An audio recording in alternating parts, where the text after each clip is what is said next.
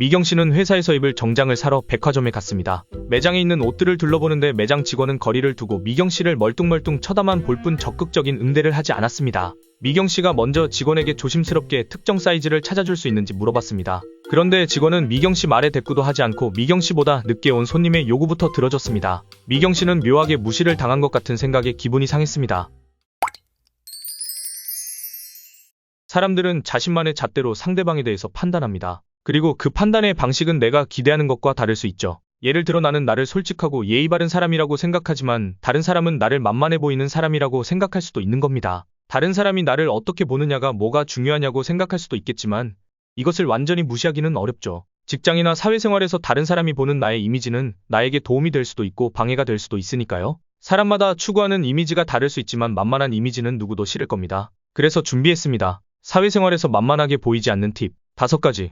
첫 번째, 복장은 무조건 중요합니다. 샤넬의 창시자 코코 샤넬이 이렇게 말했죠. 상대를 외모로 판단하지 마라. 그러나 명심해라. 당신은 외모로 판단될 것이다. 우리는 외모보다는 내면을 보라는 말을 자주 듣지만 현실에서는 냉정하게 외모로 판단되는 일이 많죠. 그러니 만만하게 보이지 않으려면 우선 만만하게 입어서는 안 됩니다. 미국 매사추세츠주 클라크 과학센터의 심리학자 리어나도 빅맨 박사는 이에 관한 재밌는 실험을 했습니다. 남성은 정장에 넥타이, 여성은 드레스와 코트를 입고 다른 사람들에게 부탁을 했는데 이때 77%의 사람들이 부탁을 들어줬다고 합니다. 반면 같은 사람인데 남자는 허름한 작업복에 손전등을 들었고 여자는 값싸 보이는 티셔츠와 현란한 색깔의 미니스커트를 입고 똑같은 부탁을 했어요. 그 결과 38%의 사람만이 부탁을 들어줬다고 해요. 즉, 옷차림이 다른 사람의 판단에 영향을 줬다는 얘기죠. 따라서 아무리 자기가 좋아하는 색이 핑크나 노란색이라고 해도 처음 누군가를 만날 때 또 그것이 특히 일과 관련된 중요한 일일 때는 검은색을 무난하게 선택하는 게 좋다고 합니다. 좋은 이미지를 만들기 위해서는 대화의 장소나 상대에 따라 자기를 연출하는 일에 능한 사람이 되어야 합니다. 옷 사는데 돈을 아끼려다 무시당하게 되면 결국 손해일 수 있으니까요. 두 번째, 대화 중에 절대로 하지 말아야 하는 말들이 있습니다. 조금 신중한 인상을 주겠다고 혹은 버릇처럼 말하는 중간에 와 같은 표현을 곁들이는 사람이 있습니다. 그런데 이는 다른 사람에게 머뭇거리는 모습으로 보이며 자신이 없다는 인상을 줘 자칫 만만해 보이기 쉽습니다. 펜실베이니아 주립대학의 브렌다 러셀 심리학 교수는 취업 면접장에서 지원자들이 말한 내용을 녹음하여 90명의 학생들에게 들려주었습니다. 3가지 녹음 테이프였는데 첫 번째 테이프는 지원자들이 면접관과 3분 동안 대화하면서 와 같은 감탄사를 넣어서 말한 것이었어요. 두 번째 테이프는 같은 내용으로 뭐뭐인 것 같아서 라는 표현을 쓴 거죠. 세 번째 테이프는 그런 말을 첨가하지 않고 깔끔하게 전달한 것이었죠. 테이프를 전부 들은 후에 90명의 학생들에게 당신이 기업의 인사 담당자라면 어떤 사람을 채용하겠습니까? 라고 질문하자 3번이 가장 호의적인 평가를 받았고 1번과 2번은 거부감을 느꼈다는 등 나쁜 평가를 받았다고 합니다. 사회생활을 하면서도 이런 읊조림이 입 밖으로 나올 것 같다면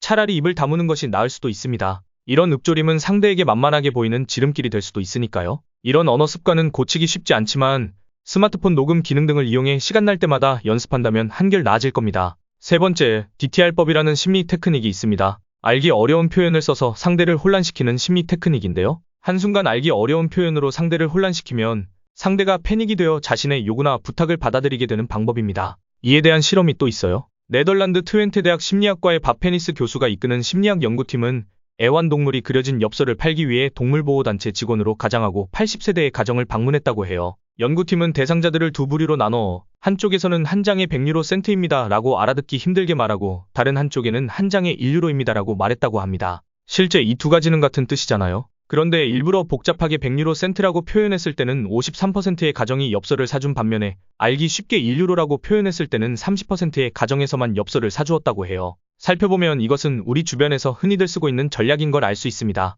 전문 직종 사람들이 굳이 쉽게 말하지 않고 일반인들이 잘 못 알아듣는 전문 용어를 많이 쓰죠. 이건 이와 같은 심리 전술이 밑바탕이 되어 듣는 사람에게 신뢰감을 주기 위한 전략으로 해석할 수 있어요. 따라서 이런 전술을 나의 직장생활이나 사회생활에 활용하는 것이죠. 예를 들어 직장생활하면서 필요할 때 과감히 전문 용어를 쓰거나 어려운 표현을 쓰는 겁니다. 맥락과 상관없거나 너무 과하게 쓰면 역효과가 날 수도 있겠지만 적절하게 활용한다면 상대에게 신뢰감을 주고 만만해 보이지 않는 결과도 얻을 수 있겠죠. 네 번째, 입니다와 인대어의 차이입니다. 문장의 끝을 흐리면 똑 부러진 사람이 아니고 싱거운 사람이라는 인상을 줄 수도 있습니다. 예를 들어 누가 순대 좋아하세요? 하고 물으면 네, 좋아합니다 라고 간명하게 대답을 해야 합니다. 좋아하긴 하는데 굳이 찾아서 먹지는 않고 등등 두루뭉술하게 해서는 안 된다는 뜻이죠. 미국 데이튼 대학 심리학과 존 스파크스 교수가 대기업 인사 담당자들을 대상으로 조사한 바에 의하면 신입사원 면접에서 간명하게 종결어미를 사용한 사람이 애매모호하게 끝을 맺는 사람보다 훨씬 강한 인상을 주었다고 합니다. 5번째, 대화 중 모르는 용어나 개념이 나와서 질문해야 할 때 팁입니다. 어느 정도 연령이 있다면 경험과 지식이 부족하다는 느낌은 주지 않는 것이 좋습니다. 그런데도 질문을 해야 할 경우에는, 그리고 그것이 남들은 다 알 것 같은 일반 상식일 것 같을 때는 그게 뭐냐고 대놓고 물어보는 것보다 어디까지나 확인하는 건데요. 뜻을 정확히 설명해 주실 수 있나요? 라고 말을 하는 편이 좋다고 합니다. 그리고 설명을 듣고 난 후에는 아, 그랬지 하고 가볍게 응답하면서 알고 있지만 확인하는 차원에서 질문한다는 뉘앙스를 풍기는 거죠. 이상 만만하게 보이지 않기 위한 간단한 팁들을 정리해봤습니다. 만만하게 보이지 않으려고 노력은 하지만 정작 이런 방법으로 다른 사람들을 만만하게 보지 않으려는 노력도 같이 해야 되지 않을까요?